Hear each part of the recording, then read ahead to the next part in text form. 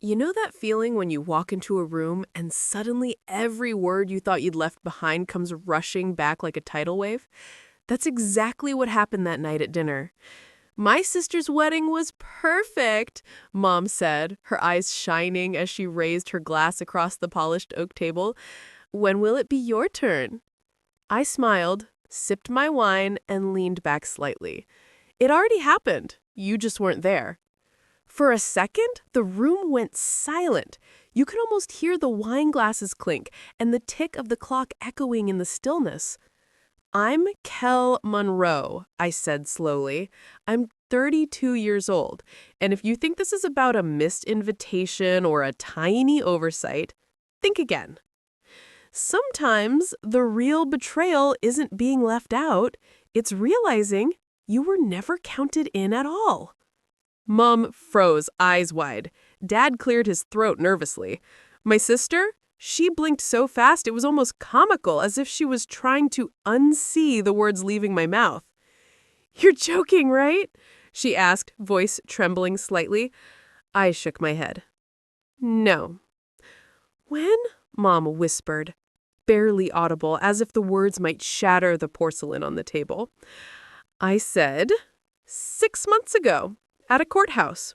Just the two of us. No drama, no audience, no carefully staged moments for social media. Her mouth fell open. Shock. Pure, raw shock. You didn't tell us? No, you were too busy planning her perfect day, I said softly. Her lips moved, trying to form a response, but nothing came out. The room seemed to shrink, and for a moment I could almost hear the sound of their expectations cracking silently around us. You didn't even ask if I was seeing anyone, I added, my voice calm, measured. And they hadn't. Not once. When I got engaged, I kept it private.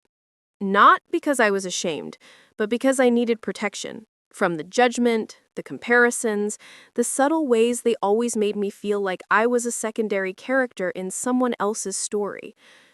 So Asher and I eloped. Just us, a courthouse, a blue sky that stretched endlessly above us. No bridesmaids, no tiered cake, no endless debates over table linens or chair arrangements. Just love, just truth.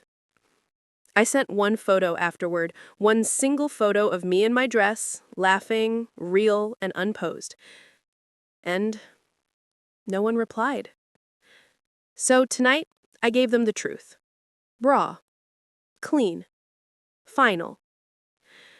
Mom sipped her wine slowly, almost as if tasting venom. Dad shifted uncomfortably. My sister looked down at her hands as if she'd stumbled into a conversation she wasn't supposed to hear. Is he good to you? Dad finally asked, quietly, almost like he was afraid of the answer. Yes, I said. Better than you ever were. The silence that followed wasn't peaceful. It was heavy, thick with all the unspoken moments, all the years of being dismissed, all the tiny betrayals that had piled up like bricks. Mom tried to reclaim control, as she always did. You should have told us, she said, her voice wavering with that rehearsed tremor I knew too well. All right. You didn't think I had a right to be at your wedding, remember? The missing RSVP, the suddenly lost invitation, the text that said, we assumed you'd be too busy with work. I wasn't busy. I had been alone in my apartment, scrolling through social media as their photos flooded the screen. Her smile, Mom's tears, Dad's toast. I sat there, heart pounding, realizing for the first time just how invisible I had been. Not forgotten, but erased. I was the background sister. The one who didn't need help, who made her own choices, who refused to play by roles they had written for me. So I made my own rules. My wedding was simple. No matching bridesmaids, no tiers of cake, no photographer capturing stage smiles.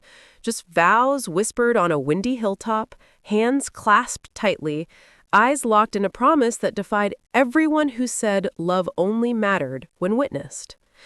I didn't post it online. I didn't need validation from strangers or family alike. Dad's sigh broke through the tension. "Why didn't you tell me?" he asked. I almost believed the softness in his voice until I remembered his toast at my sister's wedding. "We're so proud to have one daughter doing things the right way." I looked him straight in the eyes. "You didn't ask," I said. "No one did. You only saw me when I reflected your version of reality." Across the table, I saw my sister's smile falter, Mom blink like she'd been slapped by the truth, and Dad's fork tremble in his hand. "I didn't think you'd want to come," my sister finally admitted, eyes darting down to her plate. "You always make everything about you," I said, and the words weren't meant to wound, but to reveal the truth she had never faced. Mom flinched, Dad gripped his fork like a shield, but I pressed on. I was never going to be the sister who stood silently in bridesmaid photos, the one whose presence only amplified someone else's happiness. That role was over. The problem wasn't the wedding. The problem was decades of revisionist history, years of being labeled dramatic for speaking up, of being told I was too intense, too independent, too much, yet somehow never enough. Mom tried again. "It's over now. Maybe we can move forward." I shook my head. "See, that's the thing. I already did. Without you." Her face fell, like a chandelier crashing from the ceiling. I stood, napkin in hand, and smiled genuinely for the first time that evening. Not at them, but at myself. "You got your wedding," I said to my sister. "You got your celebration. And I got the one I deserved." I walked out, leaving behind the seat that I had never truly owned. The empty seat, long ignored. 3 days passed without a word. No call, no text, just silence. Tactical. Cold. Then, on Wednesday, Mom emailed, "You blindsided us. Your sister is heartbroken. There was no need for that scene." I stared at the screen. That scene wasn't for them. It was for me. One truth at one table, finally spoken after decades of swallowing everything else. I didn't reply. They weren't done. My sister posted a throwback photo of her wedding. Caption: "Some people watch, some people vanish. Real love shows up." The comments were predictable. Friends validating, distant cousins chiming in, but I didn't flinch. They could spin their story any way they wanted. I had already lived mine. Asher, my husband, was folding laundry in the background when I told him. No lecture, no questions, just a soft kiss to my forehead. "Do they even know your favorite flower?" he asked. "No," I said. "Yes, I do," he replied. 2 months before our wedding, he had planted lilies outside our little rental home. "Now your name lives in the garden," he said. My family never asked why we eloped, never noticed how light I felt once I stopped performing daughterhood like it was a job with no pay. I went on with my life until another email came, this time from Dad. "Can we talk?" I paused, fingers hovering over the keyboard. Some people stay silent until your truth hits them hard. Sometimes they just hope you'll come back willingly. I wrote back, "We'll see." We met at a diner, the same one where he had picked me up after my violin recitals as a kid. Neutral ground. Coffee. Conversation. Quiet. "I'm not here to take sides," he said. "You already have," I replied. We sat in silence. Then he said, quietly, "It hurt, you getting married without telling us." I looked up. "Didn't it hurt you to not ask where I was on the day of her wedding?"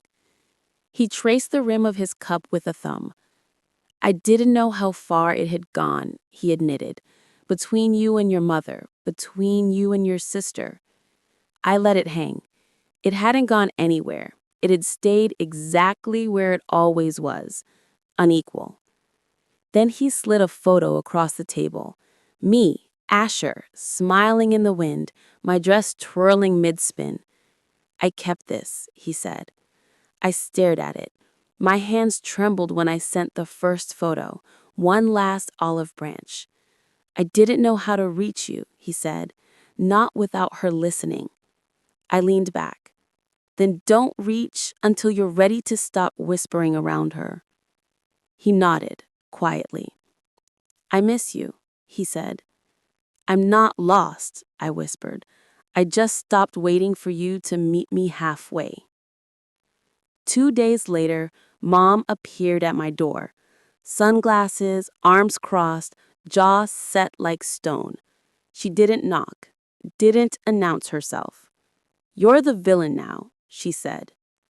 I stayed calm. Villains don't always wear black. Sometimes they wear pearls and speak in measured tones instead of insults. You embarrassed us, she whispered. No, I said. I answered your question. You asked when it would be my turn. I told you. The silence between us stretched like a tightrope. She stepped closer. You've always needed too much validation, too much space. I met her gaze. Technique without truth is useless. You didn't lose a daughter. You lost the version you controlled. She turned, walked back to her car, engine humming, no wave, no goodbye. And I closed the door without guilt.